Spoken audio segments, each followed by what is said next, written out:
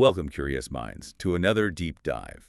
Today, we're taking a bit of a shortcut, really, to getting well-informed about something that, well, pretty much underpins our connected lives: enterprise wireless networking. It really does. It's everywhere. You've given us a great starting point, these practice questions from the Cisco 300-430 exam. Now, we're not just doing test prep here. Think of these as a direct line into understanding the really crucial ideas, the clever solutions that keep these big wireless networks running smoothly. Exactly. This isn't just about answers on a page. It's about looking at, real challenges networks face day to day. And the architecture, the thinking behind making wireless reliable, secure, efficient, that's what we want to pull out of these scenarios. Absolutely. Things like, how does your remote office stay online when the main link goes down? Or how do you make sure voice calls are crystal clear?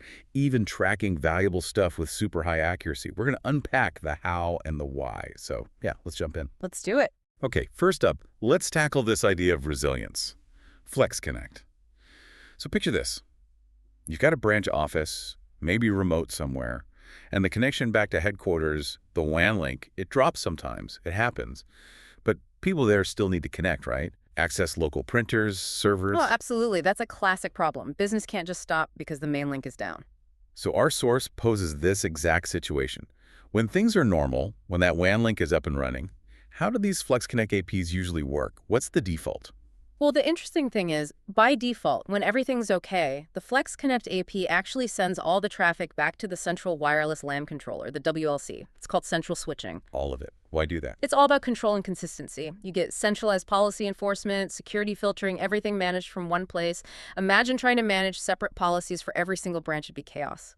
Central switching keeps it unified. Okay, that makes sense. Central command. But then, the crucial part, what happens when that WAN link inevitably does go down? How do you keep that local office running? Right. This is where Flex Connect earns its keep. It's built for this. The source highlights two key features that enable this local survival mode: Flex Connect local switching and Flex Connect local authentication. Local switching and local authentication. Okay, break those down. Sure.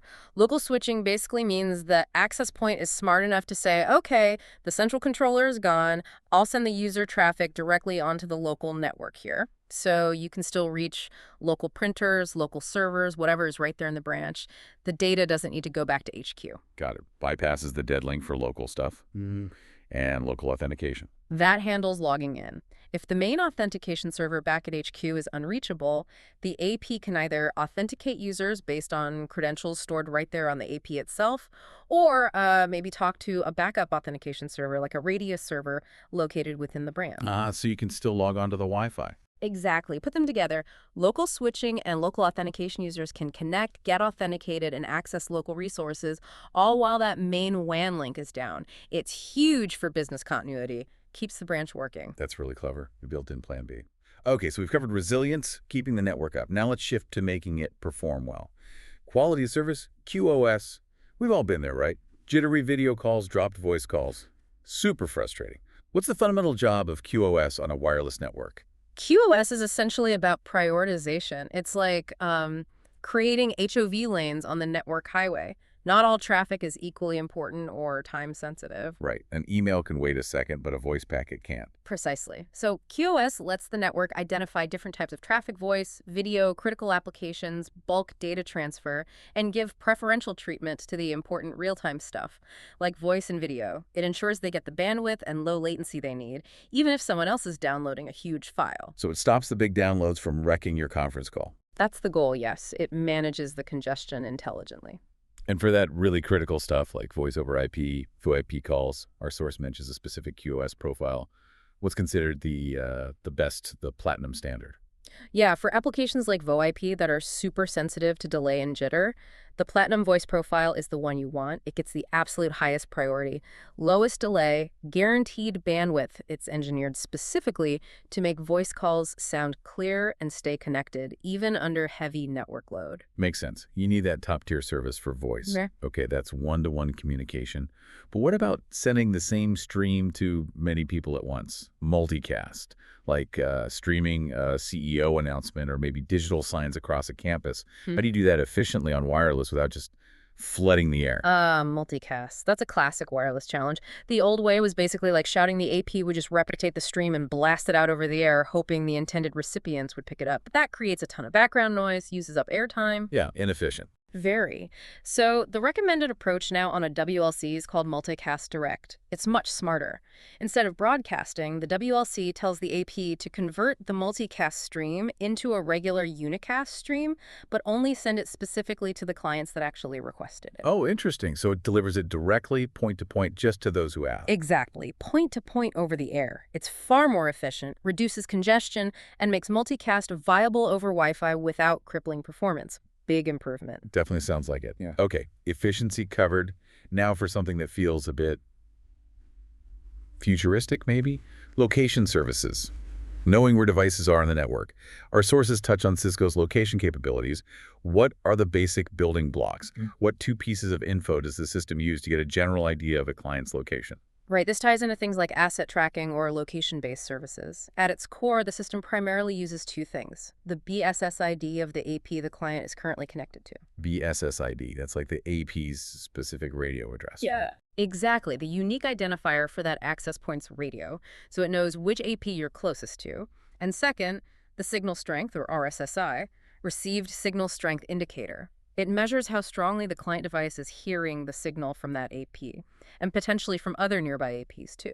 Okay, so which AP and how loud the signal is? Yep. By knowing the connected AP, which has a known physical location, and measuring the signal strength from several APs, the system can perform a calculation, kind of like triangulation, to estimate the client's position. It gives you a general zone. A general zone? Yeah. But what if you need more, like sub-meter accuracy?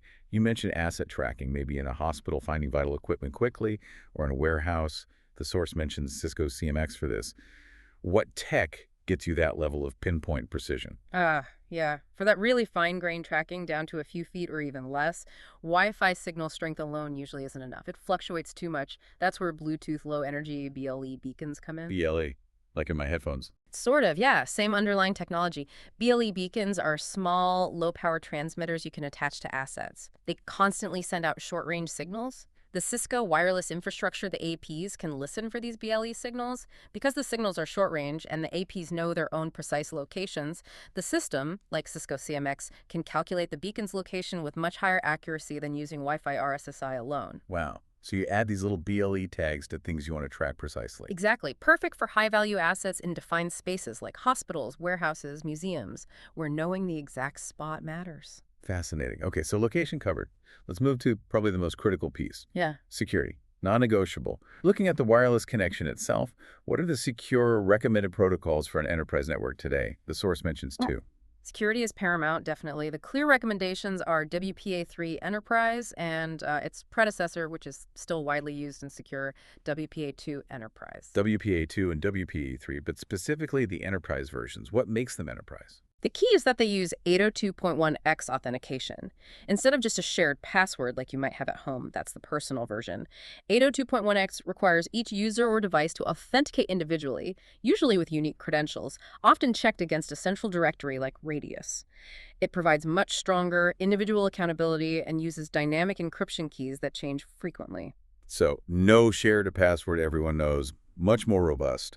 And WPA3 is the newer, even better version. Correct. WPA3 Enterprise builds on WPA2, offering even stronger encryption methods and protection against certain types of attacks. It's the current gold standard for enterprise wireless security. Good to know. Now, that secures the airwaves. But what about securing the brain, the WLC itself? How do you lock down administrative access to that central controller? What are a couple of best practices mentioned? Absolutely critical. If someone compromises the WLC, they control your whole wireless network. Two key best practices highlighted are, first, disable the HTTP service for management. Disable HTTP. Why? Because HTTP sends usernames and passwords in plain text, anyone listening on the network could potentially grab them. You should always use HTTPS, which encrypts the entire management session, protecting those credentials. Disabling HTTP forces the use of HTTPS. Okay, force encryption. Makes sense. What's the second one? Second is to restrict management access to a specific VLAN. A VLAN is like a segregated network segment. By only allowing administrative logins from devices on a specific dedicated management VLAN, you drastically shrink the attack surface. Someone can't even try to log into the WLC unless they are physically or logically connected to that specific secure network segment. Limiting who can even attempt to connect. Smart. Okay, so network's up. It's optimized, location-aware, secure. How does an admin keep an eye on everything in real time? Monitor the health, see if things are running smoothly. For that real-time pulse check, the main tool mentioned is the WLC dashboard. Think of it as the main control panel or cockpit view for the wireless network. What does it show you? It gives you an immediate overview. Key performance indicators, KPIs, like how many clients are connected, which APs are up or down, overall traffic levels, maybe interference alerts, client signal quality. It consolidates the most important health metrics in one place. So you can spot problems quickly. Exactly. If you see a sudden spike in client drops or an AP goes offline, it's right there on the dashboard. It's the first stop for monitoring and quick troubleshooting. Proactive management, ideally, before users even notice an issue. So here's something to think about. How will these fundamental principles, resilience, optimization, location, security, how will they be challenged and maybe redefined as we move into, say, environments with even more connected devices, more demanding applications, maybe IoT everywhere? That's a great question. What new invisible solutions will engineers come up with next to handle those future challenges? What problems haven't we even thought of yet? Something for you to mull over. Until our next deep dive, keep learning, keep questioning. And stay well informed.